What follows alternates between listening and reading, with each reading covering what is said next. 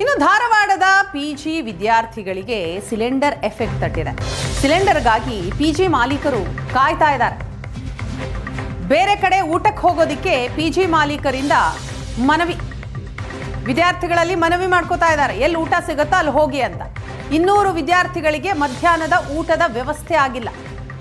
ಆದಷ್ಟು ಬೇಗ ಸಮಸ್ಯೆ ಬಗೆಹರಿಸಿ ಅಂತ ಪಿಜಿ ಮಾಲೀಕರು ಕೂಡ ಮನವಿ ಮಾಡ್ಕೋತಾ ಇದ್ದಾರೆ.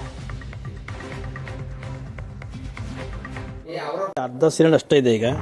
ನಿನ್ನೇನು ಇದ್ದಿಲ್ಲ, ಬಟ್ ನಿನ್ನೆ ನಾವು ದಿವಸ ಚಪಾತಿ ನೋಡ್ತಾ ಇದ್ರೆ ಚಪಾತಿ ರೊಟ್ಟಿ ಮಾಡೋಕ್ಕೆ ಆಗ್ತಾ ಇಲ್ಲ ನಮಗೆ. ಈಗ ನಮ್ಮ ಸಿಬ್ಬಂದಿ ಖಾಲಿ ಕುಂತಾರೆ. ಅದು ಮತ್ತು ನಮ್ಮ ಸುಮಾರು 100-150 ಮಕ್ಕಳು ಇದ್ದಾರೆ.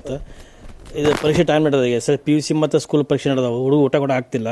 ಚಪಾತಿ ರೊಟ್ಟಿ ಮಾಡೋದು 2-3 ದಿನ ಇವತ್ತು. ಬರೀ ಒಂದು ದಿವಸ ಪಲಾವು ಚಿತ್ರಾನ್ನ ಈ ಟೈಪ್ ಕೊಡಾತೀವಿ. ನಮ್ಮ ಸಿಬ್ಬಂದಿ ಪೂರ ಖಾಲಿ ಕುಂತಾರೆ. ಕಮರ್ಷಿಯಲ್ ಸಿಲಿಂಡರ್ ಫೋನ್ ಮಾಡಿದ್ರೆ ಗೋಡನ್ ಸ್ಟಾಕ್ ಗಾಡಿ ಬಂದಿಲ್ಲ, ಸ್ಟಾಕ್ ಬಂದಿಲ್ಲ, ರೀಸನ್ ಹೇಳಕತ್ತ. ಅದಕ್ಕೆ ಎಷ್ಟು ಸಾಧ್ಯ ನಮ್ಗೆ ಗೊತ್ತಿಲ್ಲ.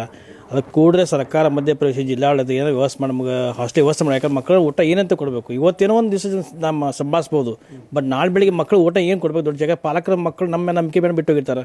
ಬಟ್ ಇವು ಎಲ್ಲ ನೋಡ್ತಾರೆ ಟಿವಿ, ಗೊತ್ತಿದ್ದ ವಿಷಯ. ಬಟ್ ಮಕ್ಕಳು ಉಪವಾಸ ಹೆಂಗಿರಬೇಕು ಸರ್? ಈಗ ಎಷ್ಟು ವಿದ್ಯಾರ್ಥಿಗಳದ ನಿಮ್ಮ ಪಿಜಿಗಳಲ್ಲಿ? ಆಮೇಲೆ ಎಷ್ಟು ಪಿಜಿಗಳದಾವ ನಿಮ್ಮ ಎಲ್ಲ ಪಿಜಿಗಳು ಸಮಸ್ಯೆ ಆಗ್ತಿದೆ?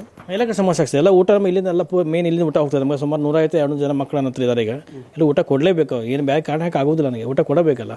ಮತ್ತು ಅಲ್ಟರ್ನೇಟಿವ್ ವ್ಯವಸ್ಥೆ ಹೆಂಗೆ? ಮತ್ತು ಸಿಲಿಂಡರ್ ಸಿಗದೇ ಇಲ್ಲ ಅಂದರೆ ಅಲ್ಟರ್ನೇಟಿವ್ ವ್ಯವಸ್ಥೆ ಏನಂತ?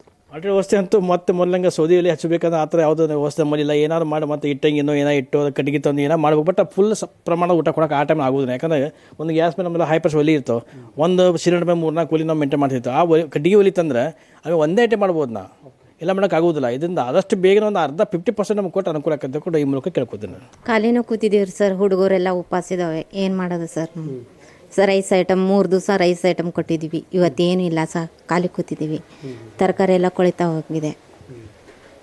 ಈಗ ಮತ್ತೆ ಮಾಲಕರಿಗೂ ಹೊರೆ ಆಗುತ್ತೆ. ನೀವೆಲ್ಲರೂ ಖಾಲಿ ಕುಂದಿರಿಸ್ಕೊಂಡು ನಿಮಗೂ ಪೇಮೆಂಟ್ ಕೊಡಬೇಕು ಅವರು. ಹೌದಾ ಸರ್? ಅವ್ರಿಗೂ ಹೊರೆ ಆಗುತ್ತೆ. ಮತ್ತೆ ಹೇಗೆ ಮಾಡೋದ್ರಿ ಸರ್? ಅನುಕೂಲ ಮಾಡಿಕೊಡ್ರಿ ನಮ್ಗೆ ಸಿಲಿಂಡರ್ದ ವ್ಯವಸ್ಥೆ.